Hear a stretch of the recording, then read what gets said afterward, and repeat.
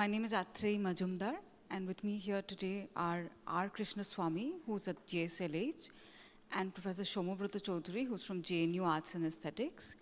And we're expecting a co-panelist, Dinais Lighton, from the Department of Languages, School of Languages and Literatures at Jindal University, to join us very soon. We're very happy today to announce the publication of our edited volume, Liberalism and Its Encounters in India, Some Interdisciplinary Approaches. This book began as a conference that was happening, that we had organized, Krish and I, when Shomo had come and Dinais had come, and several others had attended from Delhi in 2019, October, at this very campus. And we're very glad to say that that conference led to some papers in the volume, and some other papers were added thereafter. And it has shaped into this anthology of essays, which we're calling Liberalism and Its Encounters in India. Let me say a little bit about the book first, and then I'll hand over to Krish to say a little bit more. We were interested to do a kind of analysis of what happened after liberalism arrived in various shapes and forms in India. We know the story that liberalism is a child of the European Enlightenment and colonial enterprise, and it traveled to the colonies by various means, and then was became a kind of export, a colonial kind of export. We know the kinds of books that have been written on this issue by Uday Singh Mehta and Karuna Mantena, etc. We wanted to delve into, when we were conceptualizing this conference and later the book, we wanted to delve into what liberalism did within India throughout the 20th century in various formats. So some papers in this volume are historical, some philosophical, mine and Vishnupad's are ethnographic, and more contemporary in that sense. They're really situated in locales and time spaces of the 21st century, but most of them are located in the 20th century, if I may say so. We were interested in analyses of thick and thin, thick and thin analyses of liberalism in India. One being that it's a colonial export, one being that one should think of Indian liberalism as a new experiment, as something that's a break from the past, and the contrast between the push towards new theory, Indian liberal theory, and secondly the contrast between this and the kind of using Western philosophy in senses in which Partha Chatterjee, Shuddhadtta Kobiraj, etc. have used it. Gramsci famously appears in their work quite often, using Hegel, Gramsci, etc. to make a case for an Indianized liberal theory. These were some of the questions that we were asking. In the introduction, if you read it, you will find that we go through some of the literatures on citizenship, on law, on friendship.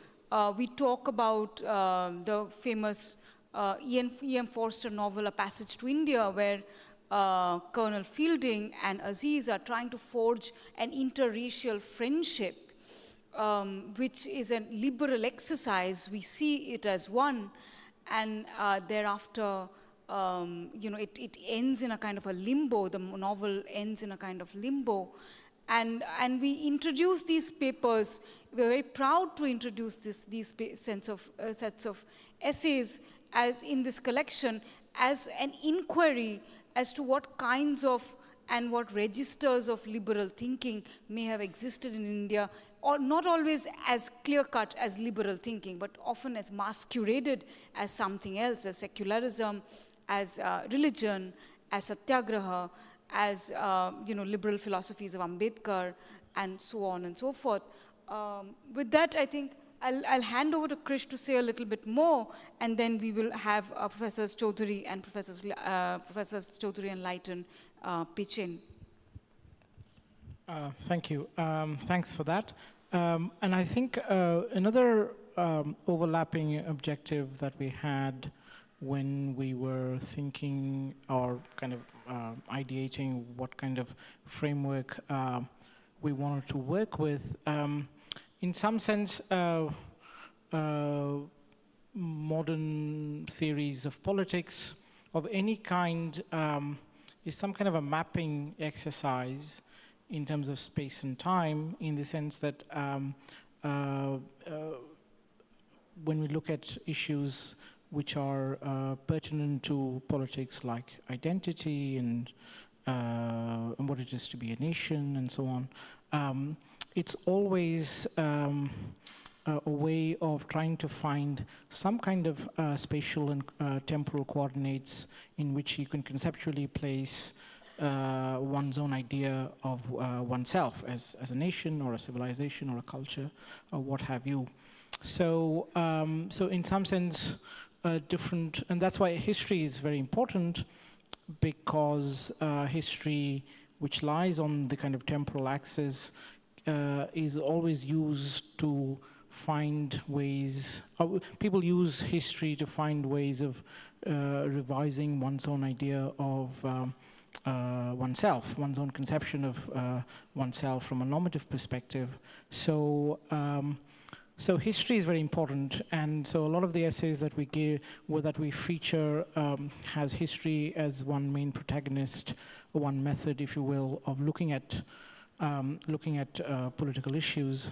And then you also have spatial coordinates in the sense that you always look at East versus West, or India versus the West, and so it's marked by certain events that have happened in modern history, but obviously there's a kind of a spatial referencing that happens, in the sense that you look at some channel of influence coming from somewhere else, geographically. So obviously they don't, these two kind of coordinates, X and Y, if you will, don't stand separate. They do intermix at different levels. So you have something that happens in the past, which is also distant from us. So depending upon, depending upon what kind of self-conception you have, you can in a way work backwards, in the sense that you can start with a particular point in history or space and then construct a self-conception, but you can also start with a self-conception and then work backwards. In some sense, they are, at least as we see it, seem to be two sides of the same coin. So whatever, and that's what we try to map, in the sense that depending upon what, where, and when you begin what you think is the beginning of India's journey, will determine what kind of political theory you're going to have. So, there's a whole battle about revisionist history happening, right? When did India begin? And then you have some people saying it has always existed, some people saying it started with the colonial encounter, some people say it's 1947. So there's this battle of origins, if you will, which is happening as to when did this nation start. But so in some ways, I don't know if we're interested in adjudicating where it really started, but at least it's interesting that people are trying to fight out where it began. And so that's a kind of a meta story that we give. So that's one of the objectives in the introduction, is to place a meta framework for the different frameworks that people have. And so, so you have revisionist history, but you also have revisionist theories when it comes to post-colonial theory. So you have ways in which, spatially, if you will, look at how one kind of engages with the West and the influence of the British, particularly when it comes to the colonial story. And so there is either trying to distance oneself or trying to associate oneself. And these are different stances and postures that one can take vis-a-vis the colonial encounter or story. But within the post-colonial theory, you again have a similar approach, and I'm simplifying it, and there are many layers in it. But for the sake of time, we're going to simplify it by saying that how post-colonial theories look at Indian political framework is kind of mediated by how they think we should look at concepts and theories from the West. Should our post-colonial theory, whatever it is, has to be kind of autochthonous or indigenous, or should it be influenced through the West, whether it's Marxist post-colonial or all these different kinds of philosophers and political theories who've talked about it. So in some sense, that's a dialogue that's still ongoing, but it's interesting to see the different manifestations of this particular debate of where to place oneself from a conceptual perspective vis-a-vis the West and oneself. So that's interesting as well. And so my own, and one big player in all of this is obviously the phenomenon of religion, the aspect of religion, so religion does have a central role to play when it comes to how we conceive of modernity, how we conceive of political theories and liberalism. So liberalism has one particular way of looking at religion, and I look at Gandhi as an advocate of a different version of religion or a different style of looking at religion. And I think that it's important to maybe incorporate within one's political conception some idea of religion which doesn't fall easy prey to criticisms and revisionist influences.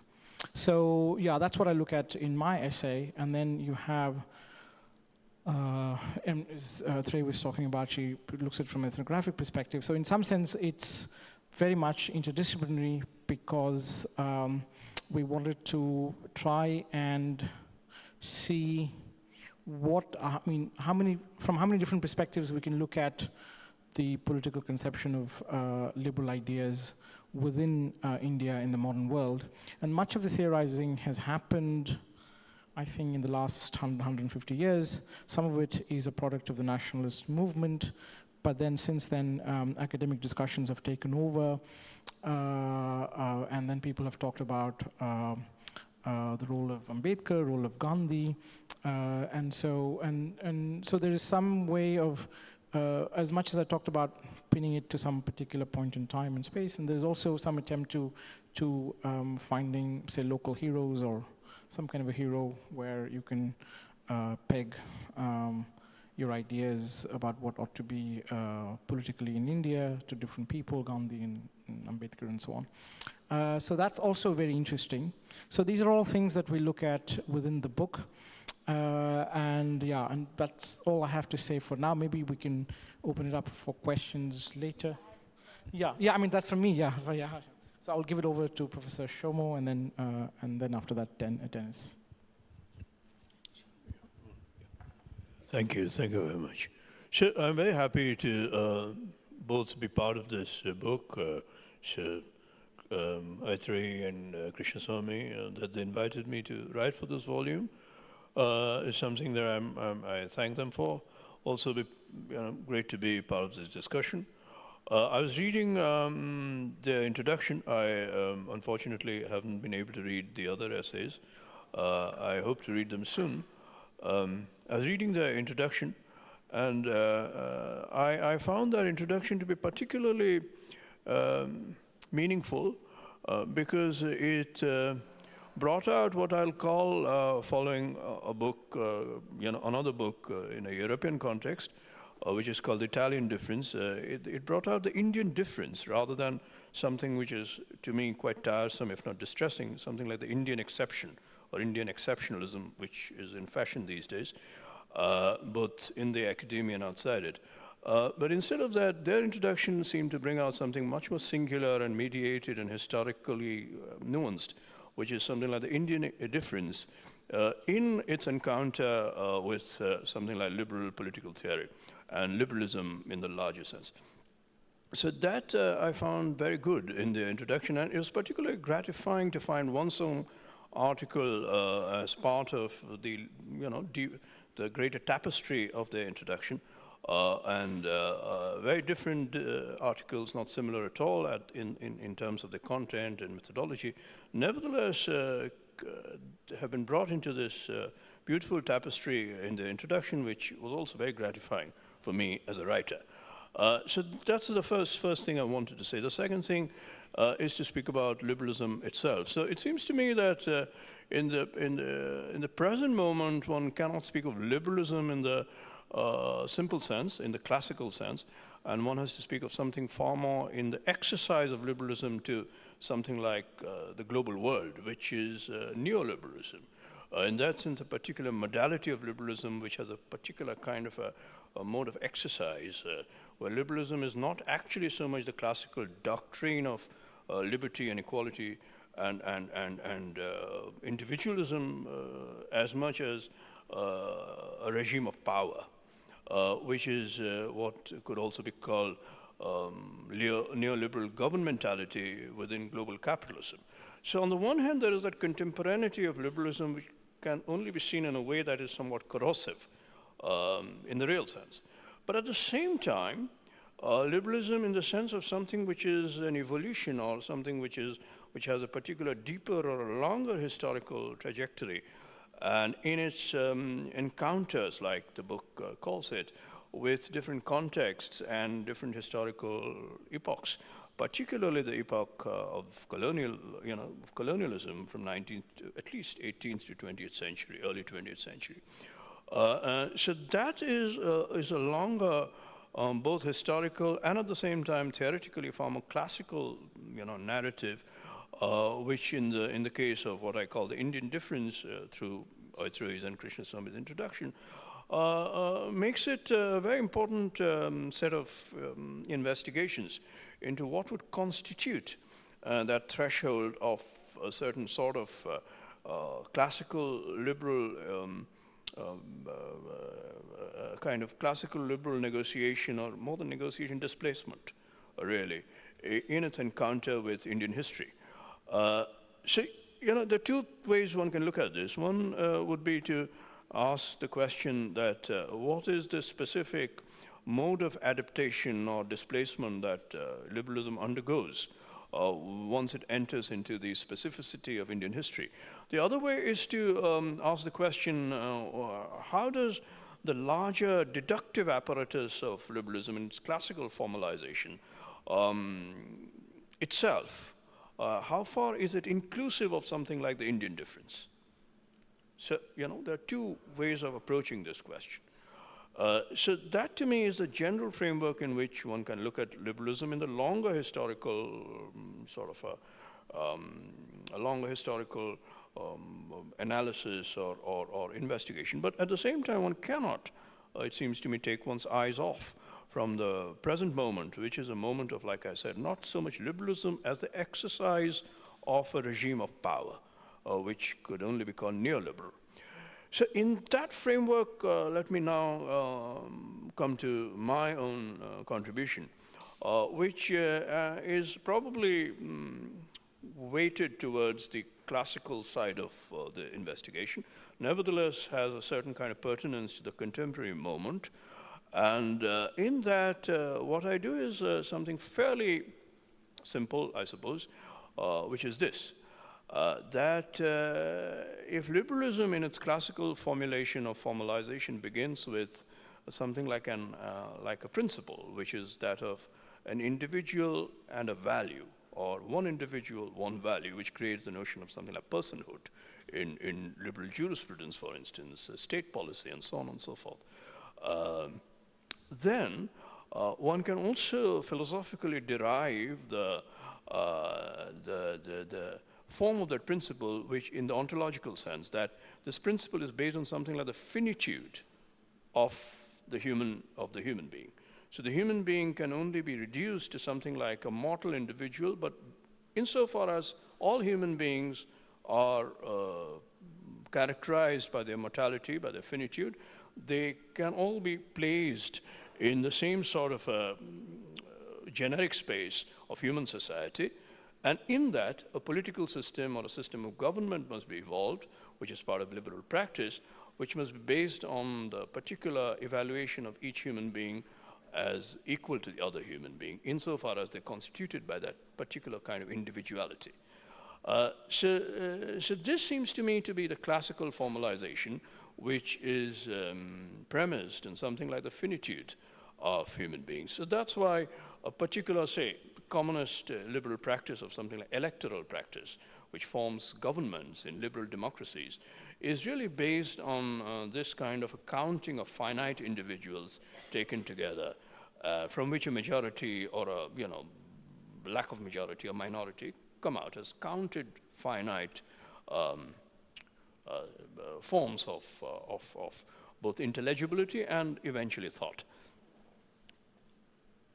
So in my essay, I question this form of thinking finitely through asking the other question, which is this, that are the notions of something like freedom, basically the notions which were brought out into history through the French Revolution, let's say, as an event, notions of freedom, equality, and fraternity, and something like justice and happiness, can they be adequately thought of under the condition of finitude?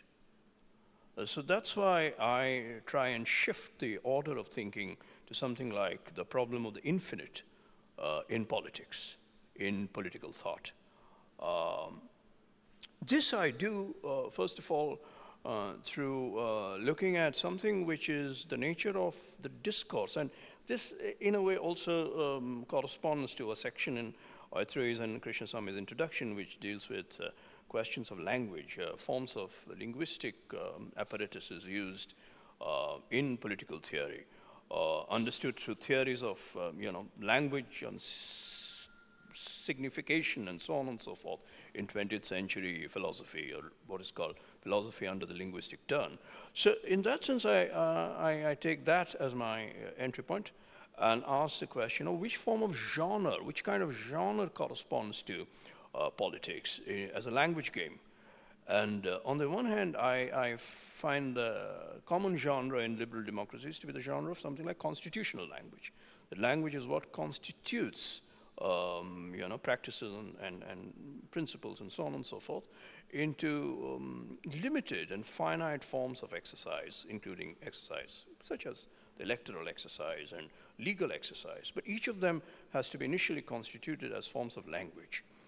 On the other hand, what we find is that this very constitutional form of finding a form or a kind of finite terms of discourse for these principles also always includes what could be called situated negativity or exceptions to the general principles. That's why in all democracies, liberal or radical democracies, all constitutions will include something like exceptions to their own fundamental principles, which means that situations where freedom and equality and happiness and so on and justice will be suspended in exercise.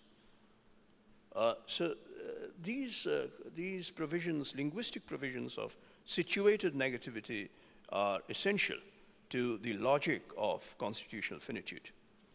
Now, in contrast to that, historically what we find is that exactly during the time when liberal democracies and the revolutionary developments which sort of branched out into either democratic developments or, well, socialistic and communistic developments in European to world history were taking place, there was another kind of discourse which was trying to resist these developments, which could be broadly called reactionary discourse or even counter-revolutionary discourse. And that discourse, peculiarly, was not based on this sort of a critical, negativistic, limited constitutional thought or form of discursive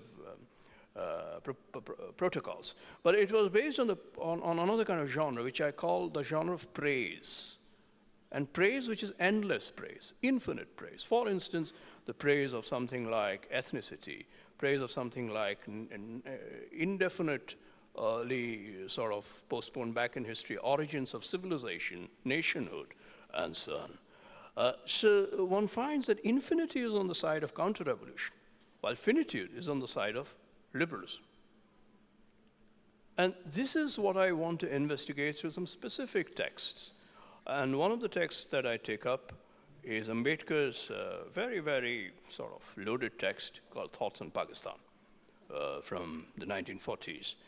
And the point of departure of those texts, which is a historical point of 1940, when in the Lahore Declaration, the question of Pakistan was put up for the first time, formally, as an enunciation by the Muslim League, as a formal demand. And what a specific historical moment then triggers or even sort of leads to in terms of the formation of different kinds of responses, the liberal response, so to speak, and also the illiberal response, so to speak. And that is also what I investigate through Ambedkar's book as a division between Savarkar's response and Ambedkar's own response, which I do in some detail. What is interesting for me is also to find some kind of an unlikely resonance of the same sort of a division in another text, a very different text from a somewhat later period, which is Michel Foucault's Collège de France seminar called Society Must Be Defended, where Michel Foucault actually takes up and analyzes another counter-revolutionary historian from the earlier period, 18th century, in France, called Boulainvilliers. Boulainvilliers is a counter-revolutionary historian who also is a historian who uses a genre of praise. Praise for something like French identity. Praise for the formation of France. So there I do a kind of, well, an incommensurable but real resonance between something like the relationship between Ambedkar's discourse on Savarkar and Foucault's relationship with a reactionary counter-revolutionary historian like Boulainvilliers. And in doing that, again, I examine this strange question of infinite praise for something like illiberal thinking or illiberal notions.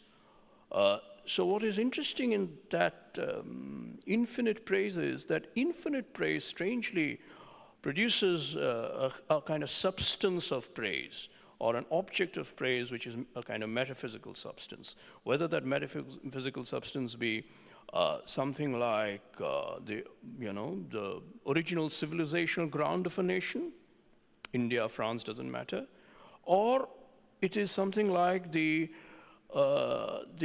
purity or the permanent purity of a linguistic essence. In the case of Savarkar, it's Sanskrit.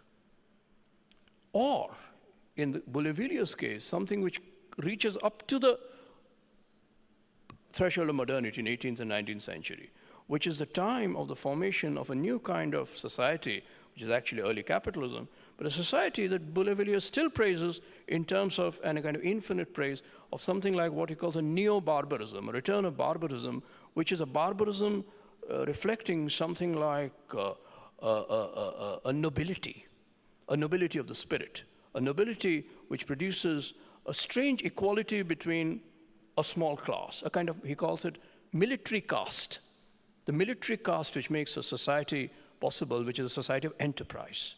So that lays the foundation for the new capitalist caste, the caste of enterprise.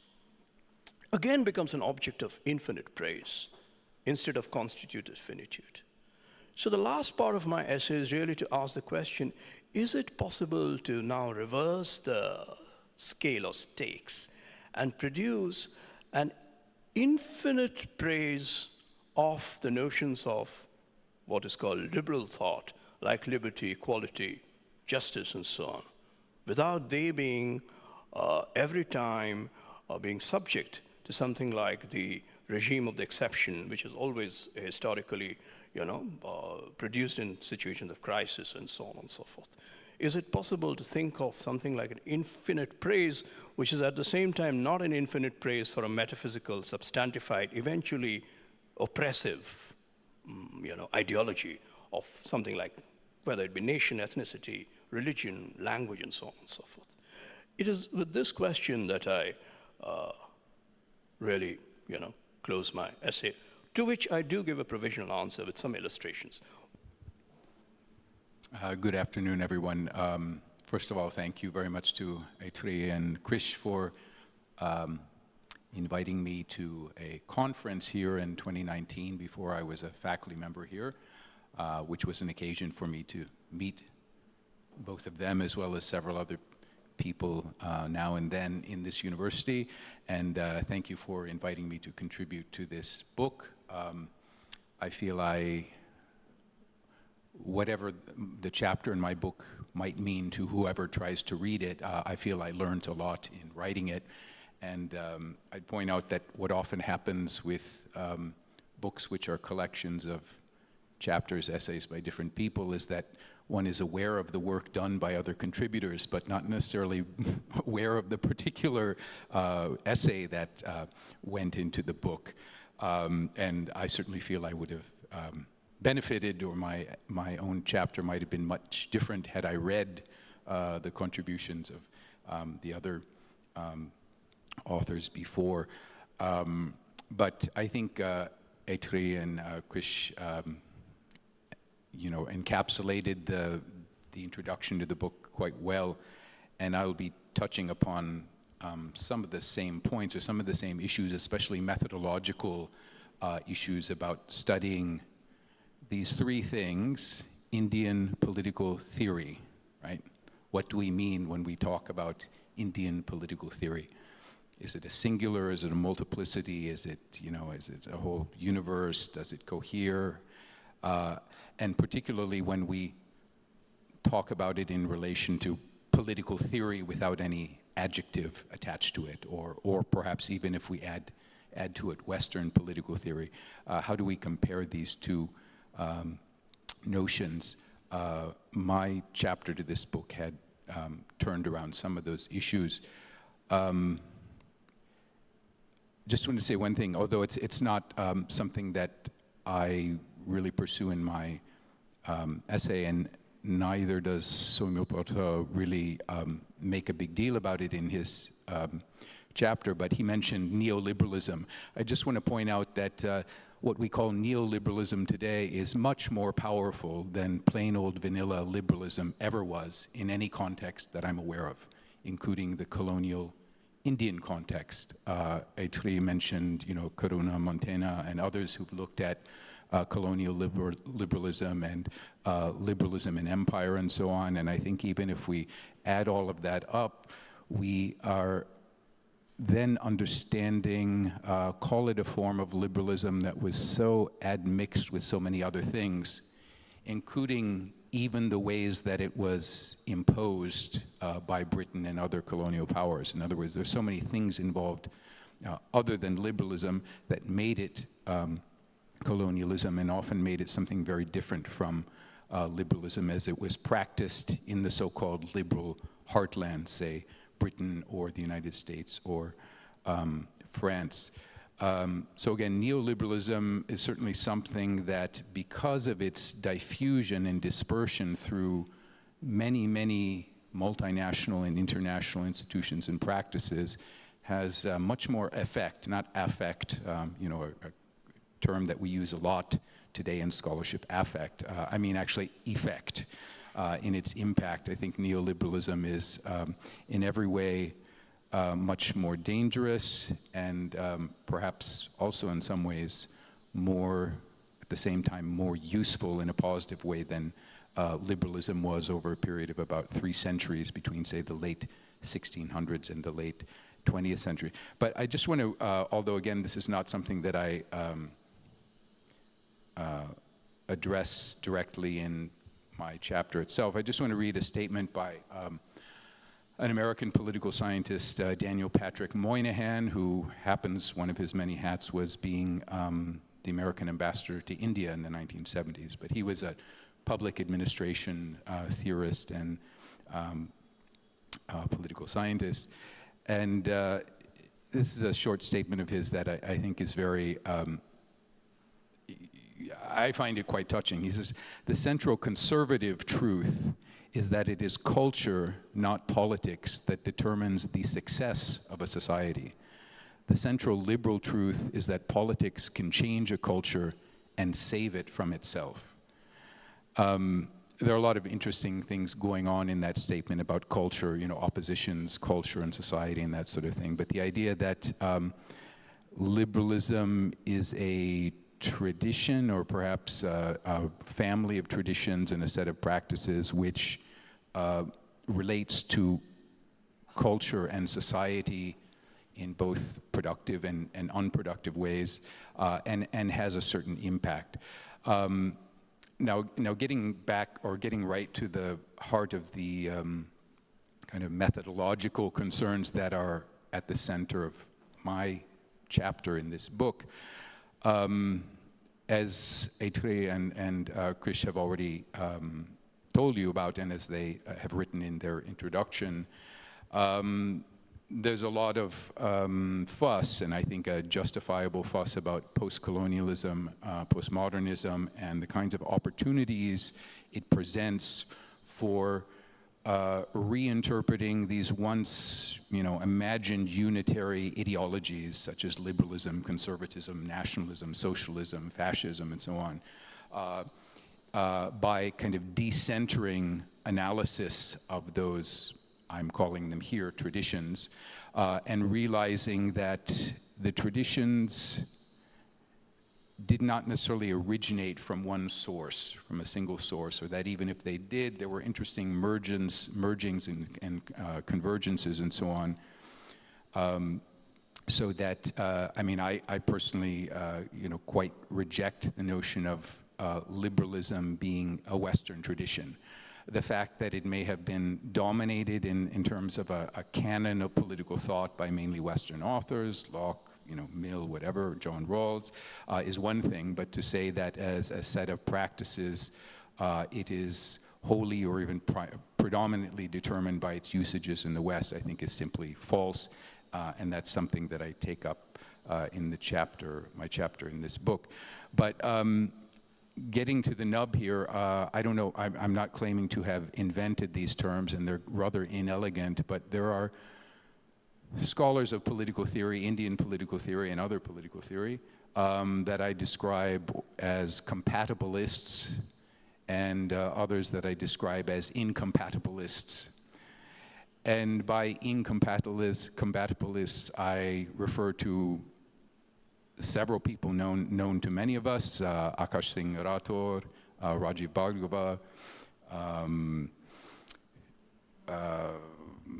Pratama Banerjee, quite recently, many, Ananya Vajpayee, others who, along with, and to drop another name, Peter Ronald D'Souza, talk about the need for political theorists and historians of political thought to infiltrate the vocabulary of Western-dominated political theory with, again, I use the term advisedly, but indigenous terms or indigenous conceptions, which may be quite different from those core, quote-unquote, Western conceptions, and yet bear some resemblance to them. And in fact, Peter D'Souza even uses a very strong word. It's the responsibility of Indian political theorists to do this, so that the larger battle, as he calls it, in the politics of knowledge, that the larger battle is influenced in a significant way, so that, again, to use a kind of uncomfortable opposition, non-Western and Western scholars and thinkers can interact on more even terms. But by incompatibilists, this strange term that I've been using here, I mean simply those political theorists and political actors, and we can find many, many, many of them not only in scholarship but in real history, going back in India till at least the 19th century, very early 19th century, if not earlier, who say that, you know, these terms used by Westerners like sovereignty, democracy, representation, citizenship, let's stop trying to find Indian equivalents to those, or trying to kind of map that conceptual vocabulary against that of any other part of the world, such as India, and instead work within the in indigenous terms. So again, Ananya Vajpayee, perhaps most notoriously, says we should be talking in terms of ahimsa, viraha, dharma, artha, dukkha, right? These are the terms which encompass things, ideas, behaviors, dispositions that are wider than the concepts used in politics in the West, at least since about 1500, say from Machiavelli onwards. In other words, a lot of the conceptions in Indian thought and practice, which we might use advisedly or not to explain something called politics, are more, to put it plainly, cosmological than political. In other words, they represent or they reflect a certain kind of disposition and a relationship to the world, not only to the immediate world that we can see, but things beyond what is seen, and in fact to other life forms, and even to possibly imaginary beings and so on. And therefore, if we look at, if you want to call them foundations of Indian political thought, various foundations of Indian political thought, it's with these terms that we understand the situation we're dealing with, rather than trying to impose these terms from Western vocabularies, which themselves may be quite old, going back several thousands of years, but have taken on particular connotations or specific connotations just in the past 2 centuries. So again, my incompatibilists are those who really dispute that these unitary terms that kind of form the basis of Western political thought are quite appropriate for understanding Indian political theory and for Indian political realities even up to the present day. Now, I both agree and disagree with that. I think you may be throwing out the baby with the bathwater in doing this, but I appreciate the challenge, and I think it's a message or a claim that has been is long overdue and needs to be taken seriously. I won't bore you with my list. It's like one of those football matches or something. You have this list of star players, and another list of star players.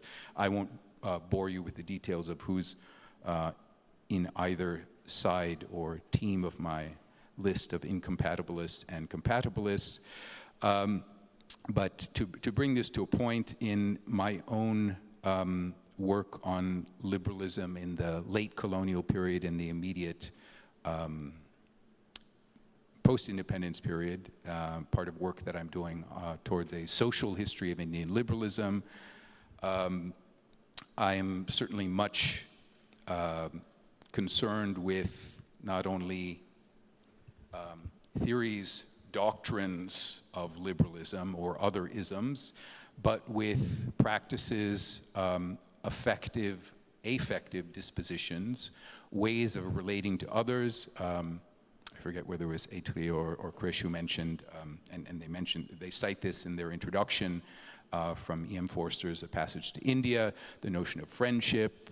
Some of you are familiar with a fairly recent book by Leela Gandhi about friendship, without by no means suggesting that friendship is somehow uniquely liberal. That would be absurd. There is something about friendship, in particular forms of sociability and interaction, which make a mark, at least within certain circles of Indian society, certainly from the 19th century, and become very important to it. So people like Dipesh Chakrabarti or Patal Chatterjee, who talk about the good old Bengali Ada, or the the memorial meeting, a commemoration of a dead person, which again was not something traditionally Bengali, but now Bengalis find it very difficult to imagine saying goodbye to someone without having some kind of public, at least a certain kind of person, without having some kind of public commemoration. And there are many other things I could talk about too, or that I could kind of lump into that category of interactions and means of communication that I think are characteristic of liberal sociability in India, not only in India, but certainly make a mark on India from the early and mid 19th century. You know, Samapita Mitra, for instance, has talked about committed periodical readership.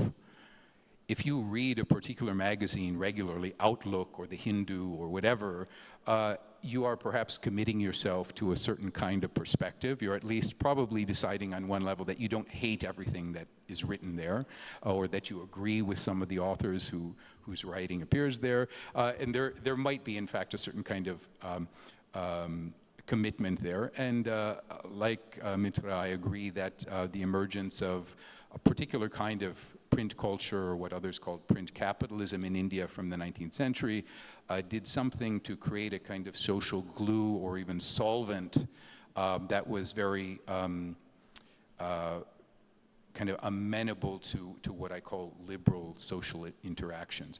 I'm not going to otherwise try to unpack my chapter, except to say that I think attention to Indian forms or modes of sociability and communicative action in the 19th and the 20th centuries reveal things that are quite well established, call them traditional, as well as things that are quite new. And I think one of the things that I'm trying to demonstrate, and that I mentioned in this chapter, is certain parallels between liberal sociability in India from the mid-19th century and what's happening principally in England, but not only in England. Okay? And there's a lot of interesting work by Elaine Hadley, for instance, Living Liberalism, or Phyllis Welliver talking about the kind of intellectual and political gatherings of Mary Gladstone, the daughter of the famous Liberal Prime Minister in the late 19th century, as something that is propels liberalism as a disposition towards politics in the world. Importantly, not only for those relatively few men who could vote and hold political office, but even for less empowered or disempowered members of British society. In other words, again, different forms of communicating and interacting that were particularly important to a liberal order, which I would argue in the case of England pretty much went out the door by the 1920s. So part of what I'm doing is a kind of mapping in a way between some liberal practices in what we call the West and some in India in the second half of the 19th century and the first half of the 20th centuries.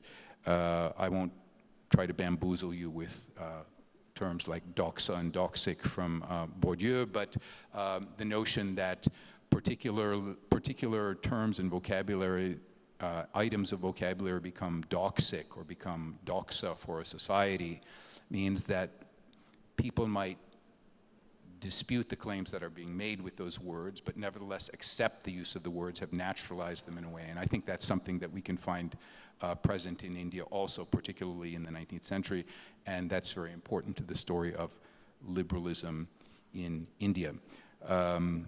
I think I should probably finish up now, and thank you for the opportunity to talk about this very interesting collection of essays, and I congratulate you for having taken the initiative to put all this together and find a publisher for it, and I hope people find the book useful.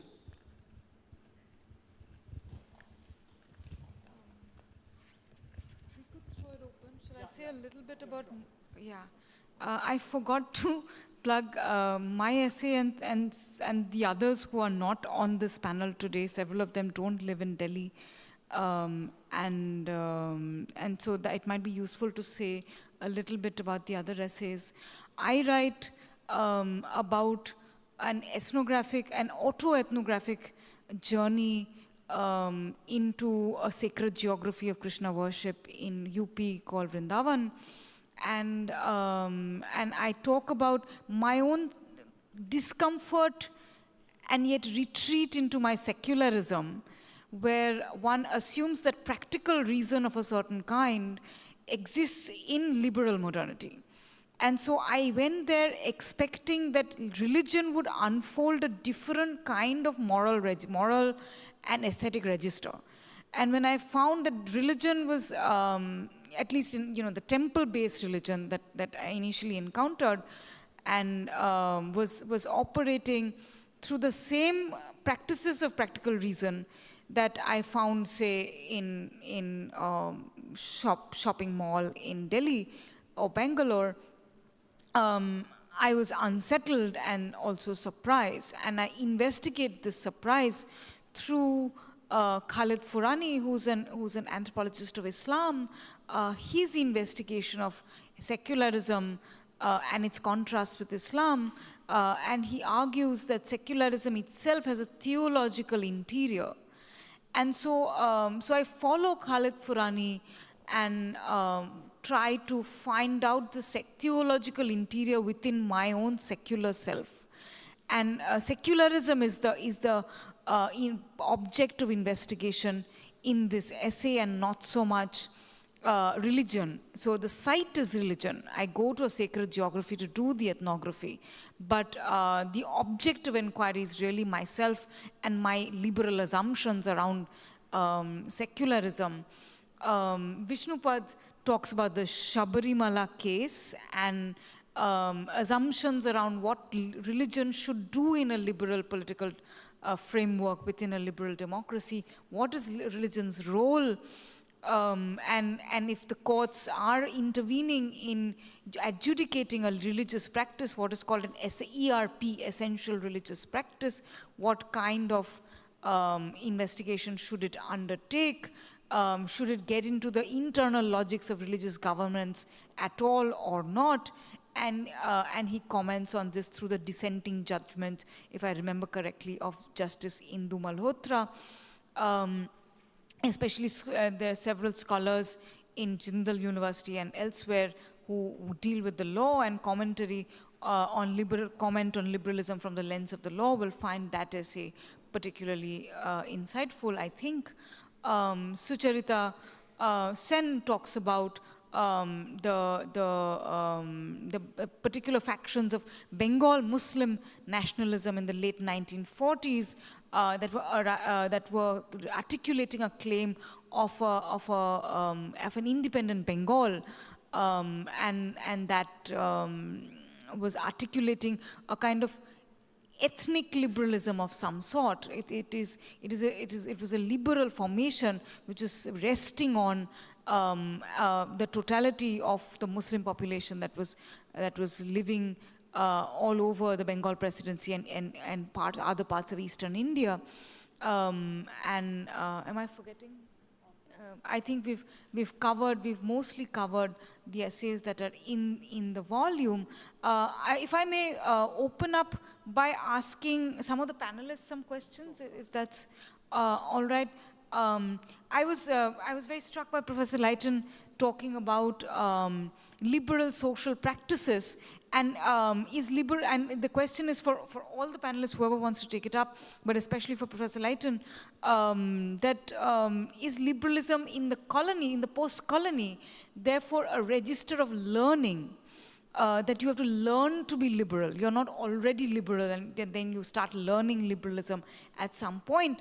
I'm remembering Tagore's Home in the World, and where, sort of Nikhilesh becomes the liberal voice who's articulating a strong protest against the Swadeshis, who are kind of, strong revolutionary nationalists, who are, and Nikhilesh becomes the kind of rational, sane, liberal kind of counterweight to that Swadeshi wave.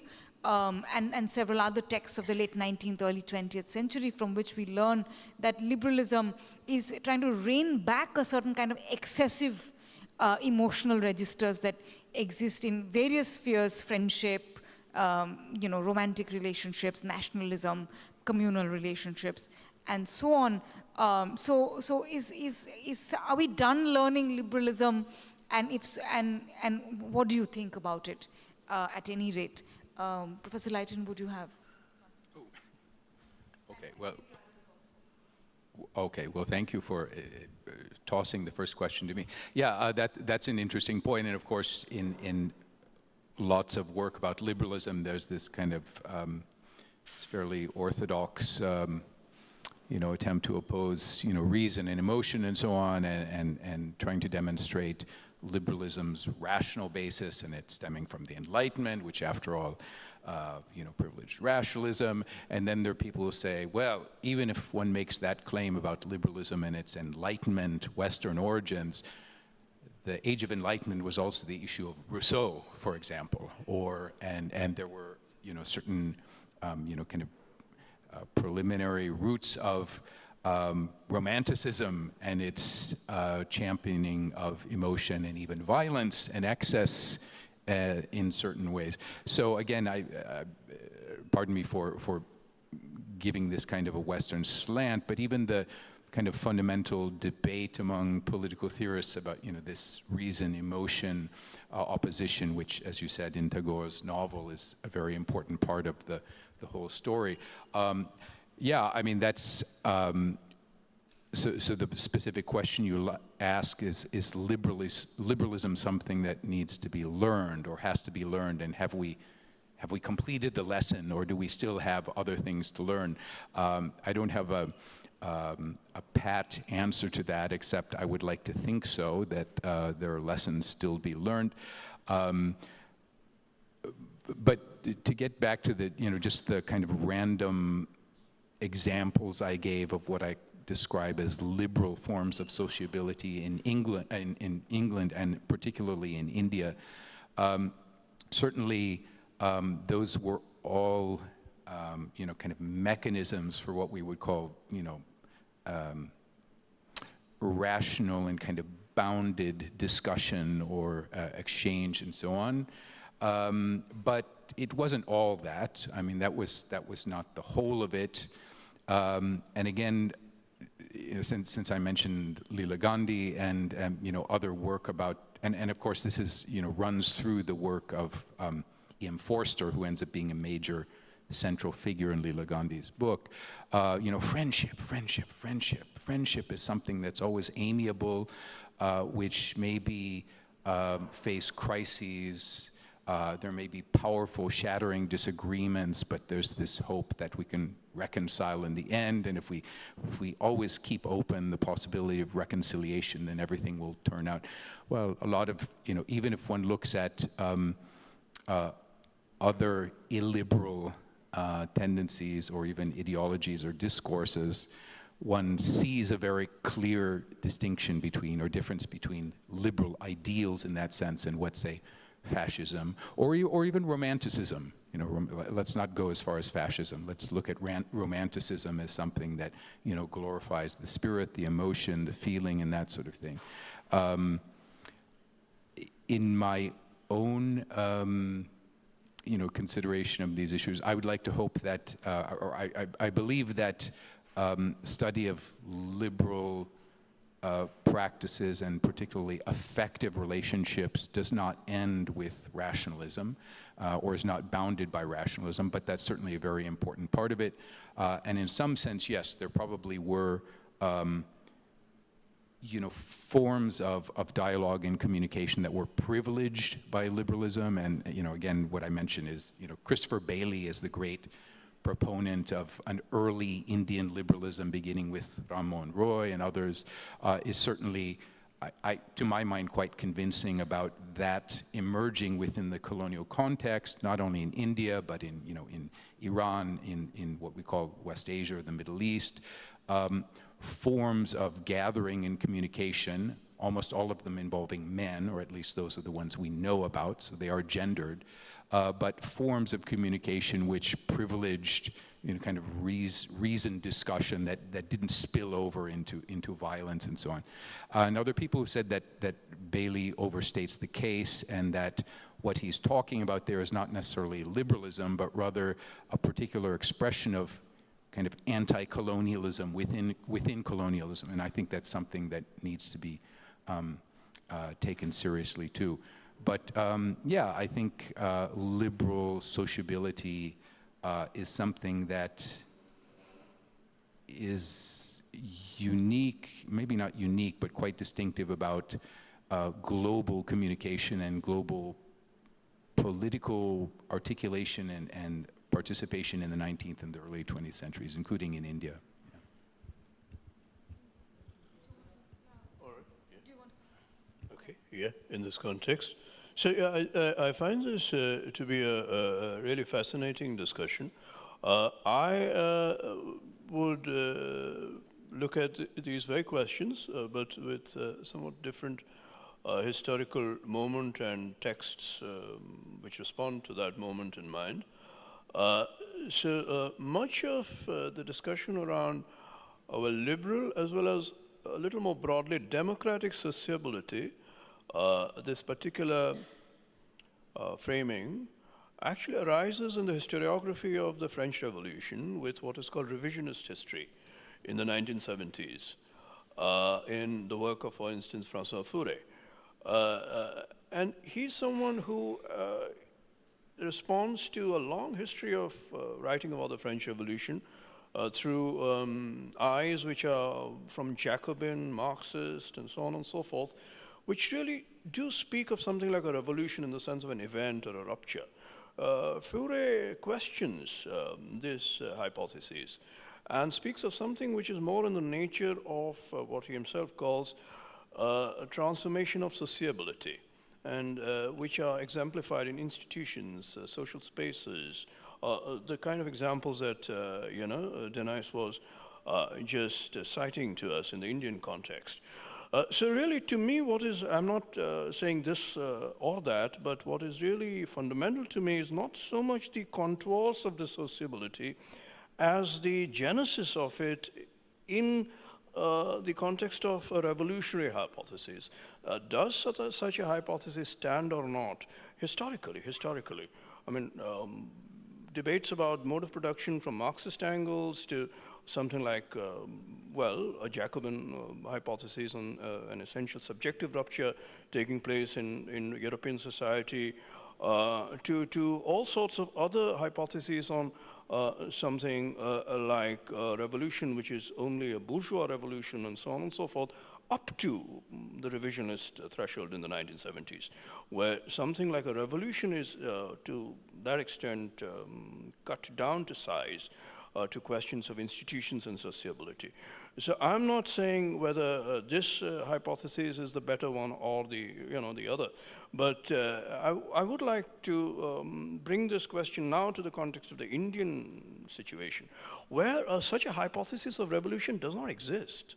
And yet, the question of sociability is a very real one.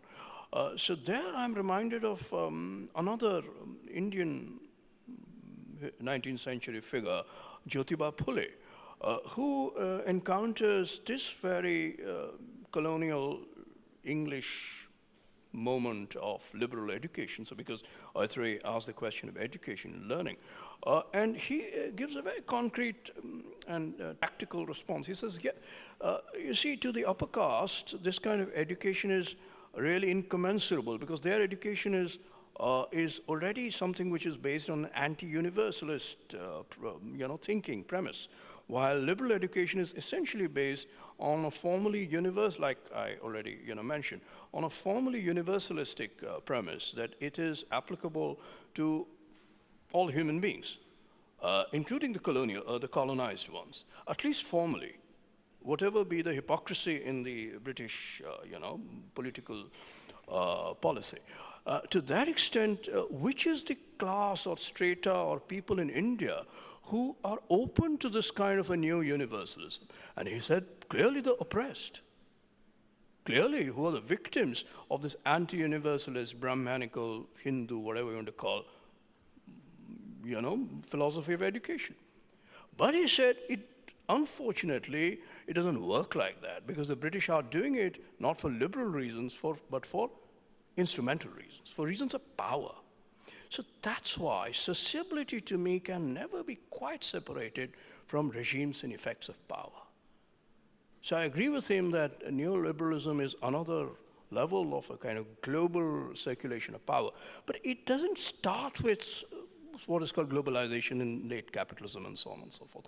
I think it is something inseparable from the question of the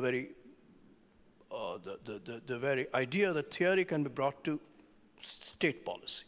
Something like liberal theory can be brought to state policy in a colonial context, but also in a so-called, European context. So that to me is a real problem to be looked at, because there is a certain dilemma with education and liberalism in the Indian context, clearly, which has not been quite solved. So yeah. Thanks. We'll throw it open for questions, if there are any. Or comments. Yeah, Jadu. Yeah.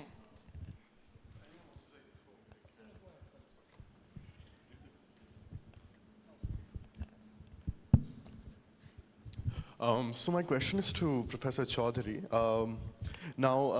I'd like to apologize that I haven't read the essay. However, going by the discussion here, I just had a question on the infinitude of universals that we're dealing with. And that as the infinitude of these universals are bounded by the structure of liberalist modalities, that in itself what I read into it, that it assumes a dynamic of dissemination of these universals. And therefore, keeping in mind the liberalist rationality axiom, how does it factor in the negotiation of these universals in structural heterogeneity that may exist within society? And how does the negotiation therein takes place of these universals therein? And within that, if we transpose that to a higher level of analysis, does the universal then retain the infinitude of, or retain the clarity of its infinitude?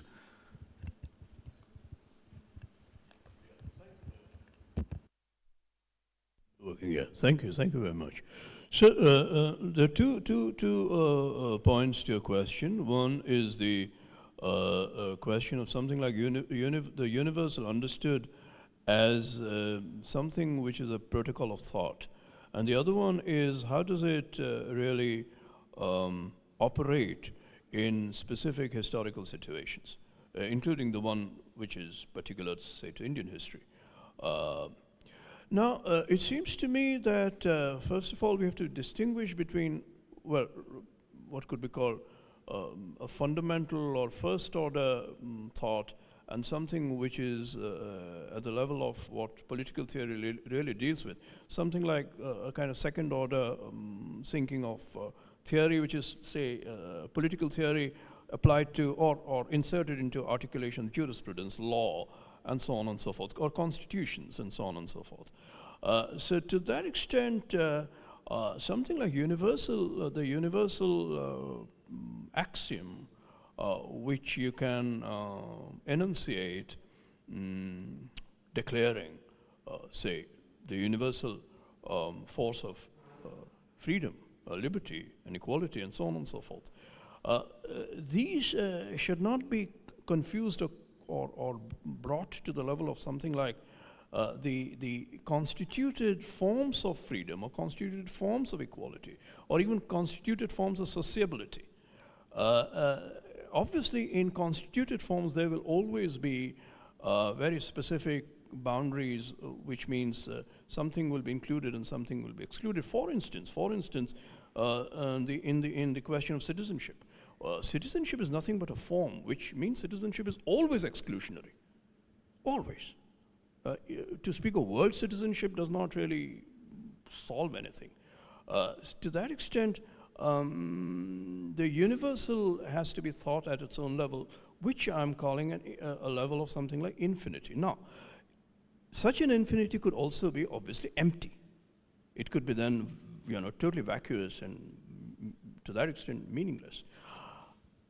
That's why the challenge is greater, because something like infinity can only be, and in that sense it's very close to religion, even if it's not religious at all. It can only be an act. It can only be something which is manifested in an act, in a kind of leap. So to that extent, a universalism which is not based on religious universalism, any theology or anything like that, nevertheless, has indeed something very close to the structure of an act of faith. And yet, that faith is different from religious faith insofar as that faith does seek some sort of grounding or justification or vindication in, for instance, religious texts or authority and so on and so forth. That this particular axiomatic faith does not seek such a ground. In that sense, axiomatic faith is exposed absolutely to its historicity. This brings us to the second question, which is the historical situation of every such utterance. Indeed, that is the case. So let me take an example from my own essay. Like I said, in 1940, in the Lahore Declaration, whatever be the circumstances which historians will always analyze, a declaration, which is an act of speech, takes place, which is a demand for a new nation, which is based on, again, a corporate identity, a kind of Muslim identity, which is the demand for Pakistan. The moment that demand comes into the picture, it produces a division in the configuration, a reconfiguration of the earlier configuration through a certain division of stakes and thought and tactical moves and so on and so forth. And that applies as much to Hindu Mahasabha as to Congress. Because in Indian history, something like a demand is here. And there are other such examples. But in the context of Ambedkar's book, that is the moment, the point of departure. He's not saying the demand is a good one or a bad one. He's saying the demand is here. Now, this is what makes history interesting. The history is not primarily a question of verdict or judgment. History really is a kind of exposure to the contingency of historical events, to historicities. To that extent, it's not a question of applying universal, say, of liberal theory or anti-liberal theories to history. It's a question of how a particular exposed historicity, a certain kind of a moment of crisis or a problem in historical time, really forces us to take positions. In that sense, forces us to become subjects, sometimes even militants.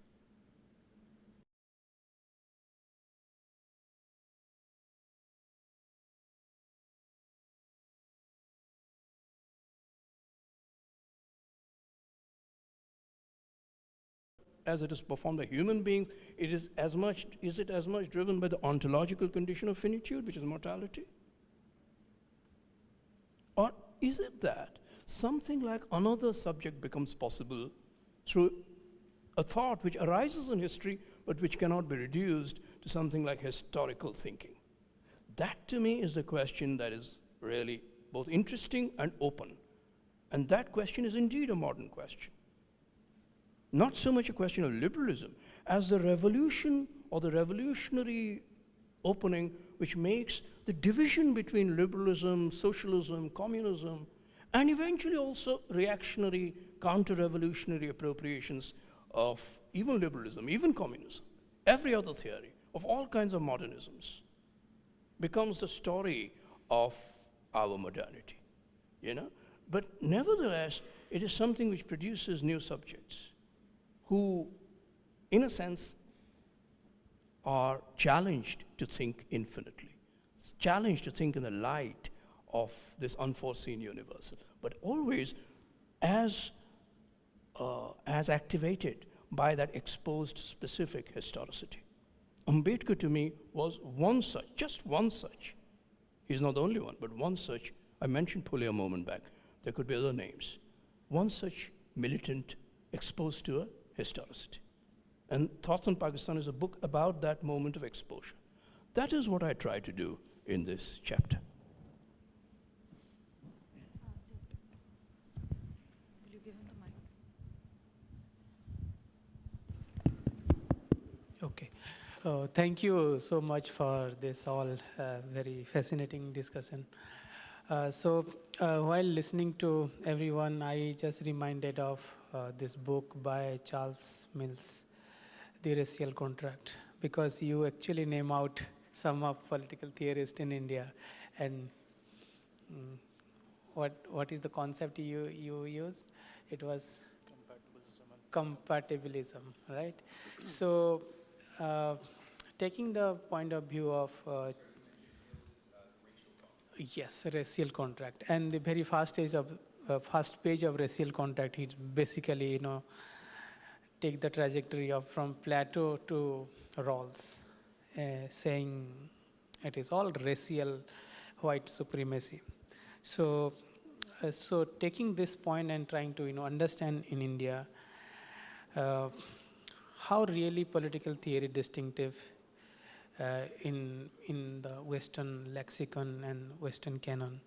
So that is a very difficult question for me to understand from last few years when I started reading political theory. This is one point to think about, and in my own kind of reading political theory, it is no more than the kind of replication of the Western canon and Western interpretation of liberalism or socialism or Marxism. So therefore, it is so difficult to bring out a what we call Indian political theory. Now something have arrived. It is called the global South and the global North. I don't know even how to distinguish the global South itself, because there is hegemony and domination and so on. So, so the book that in the reference that come out was Ananya Bajpayee's Righteous or Republic.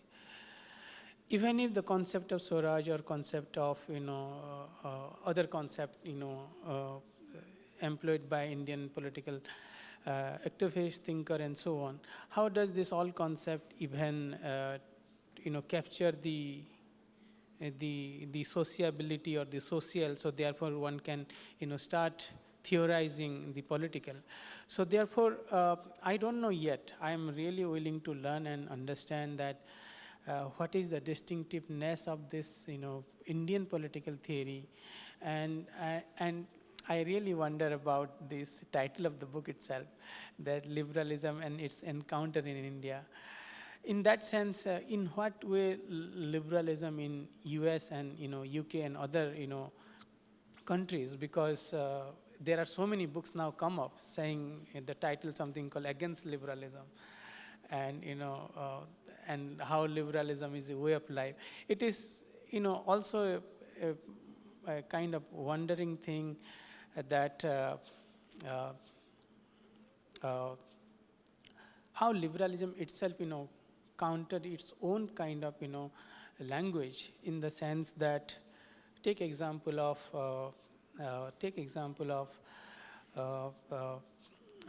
American Declaration of Rights, and last 300 years of American Declaration of Rights, yet we see a very contradictory nature of liberal practice in kind of American society. So therefore, the point there, one need to understand even the concept of secularism, for instance, that how liberalism engaged with the concept of secularism in order to have a neutral position or not interfering with the religion and so on, which is the question of really social. Without questioning the idea of social, mere this concept, the abstract concept, sometimes I think it is absent, because it doesn't make sense to think about individual in a very finished entity, or a self itself in the liberalism. So this is a kind of a grappling question that I'm going through, and this is a very good discussion on liberalism in India, and what way therefore Indian state is liberal, Indian democracy is liberal. It is just it is not something like that we have adopted the liberal framework of democracy, and yet to the question that I pose, we are learning, or it is a process of learning. Yes, one can think about that, but at the same time, how one would avoid the question of social, avoid the question of religion and so on, where liberalism come into actually intention.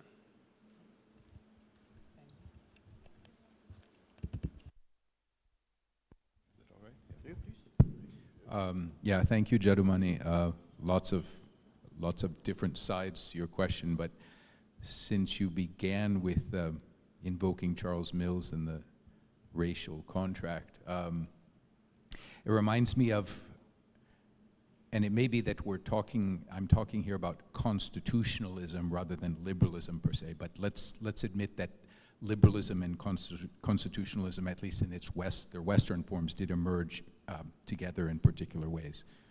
So they're not synonymous, but they're related.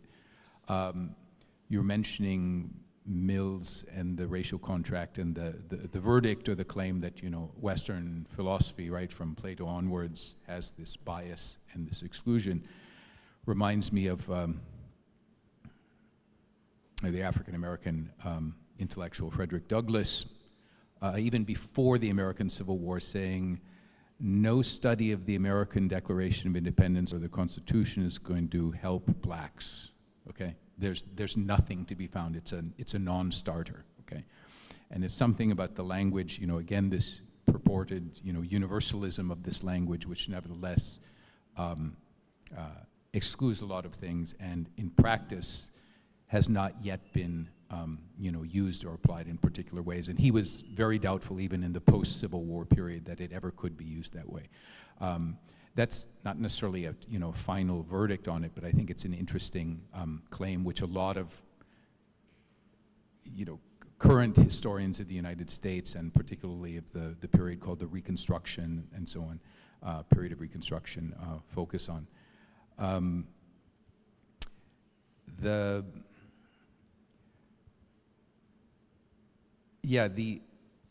So the language, and so Krish is always excited about language in particular, and what language enables us to do and what it doesn't, and so on. I'm not sure whether it can be saying political issues are imagined and confronted and solved in terms of available vocabularies. I think that's different from saying that it's an issue of language and what a particular language or language generally enables you to say in Wittgenstein's sense. It's more about the particular cultural and social vocabulary that one has, and also particular traditions or let's say history with a capital H, what actually happened, what your experience or the experience of your group, if one identifies with a group, has enabled you to do with that language, with that vocabulary. I think that's something that's a very important part of studying, any, I'm calling it again, maybe in a somewhat narrow or conservative sense, political tradition. So I think that's something we need to keep in mind. Jadumani, you didn't say this directly, but something you said reminded me of this. Again, if one wants to make broad judgments about liberalism's promise and failings, I think one thing worth pointing out is that liberalism is always has problems with the group or groups, right? Anything between the imagined individual and the imagined whole of everything. What liberal doctrines and so on in many different versions, I think, point to, or what many of them have in common, is this difficulty in imagining the status of a group, its kind of field of political play and social negotiation and so on. So in that way, I think, speaking of, revolution and liberalism, and remember there was a time when liberals could claim that they were revolutionaries, or they made some plausible claims to being in favor of revolution. I think part of Ambedkar's significance is that within, again, I call it maybe simplistically, the liberal tradition, he was able to find some resources that enabled him to talk in a persuasive way about issues like, reservations, community as defined by religion, ethnicity, caste, all these other things, which was not particularly common or typical of other, kind of pieces of liberal discourse, even in the mid-20th century. I can think of some exceptions, but I think liberals in general have problems with groups and thinking about groups that are neither, can't really be understood sensibly as aggregates of a bunch of individuals, but they're not yet the whole thing either. It's a particular weakness of liberalism, I think. I don't know whether that really responds to your issues, but. Can I just add something? The question that you're asking, Jadu, is also something in the face of a kind of, let me put it strongly, a kind of liberal violence. Remember what Margaret Thatcher said: society does not exist. Kind of neoconservative liberal. The only individuals and families. Yeah, she didn't merely end with individuals. She said families exist, but society does not exist. It's as violent as that. What people are wanting to hold on to or protect or propagate, I don't know what to say. So what you're asking is essential to really both understand and go beyond or sort of resist this violence. And for that, what he's saying, Dennis is saying is extremely important. That there are two things here. One is the question of recognizing something between the individual and the whole, which is a whole fabric of social groups, which are like proto-collectivities. But at the same time, in themselves, they are neither good nor bad. Caste is definitely not good. And it is a kind of proto-collectivity. So to that extent, the real question is indeed the transformation of the space between the individual and the whole into something like a space of political subjectivity. That is a crucial task. So in that sense, we cannot really separate politics from society either.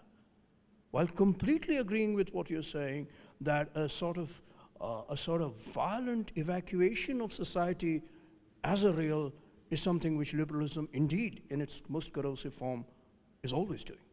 But at the same time, it is not to take society as such, because remember, society itself is nothing but a securitarian idea. In the name of defending society, the worst kind of policies of, again, violence, including state violence, takes place.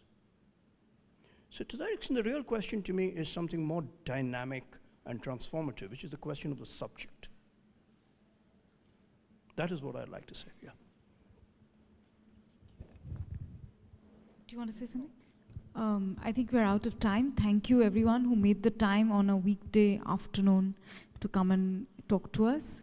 And I hope the libraries of all our institutions will get the book. The book is now prohibitively priced because it's a UK publication. We hope that it'll be there'll be an India version next year. And thank you so much. Oh, great, great, great. I'm very happy to hear that. Thank you, thank you. Thank you. Yes. There is also an emailable version of it, which we will pass on. Thankfully, I got it. I can't read. Yeah, they are. Yeah. Thanks. Oh, yes.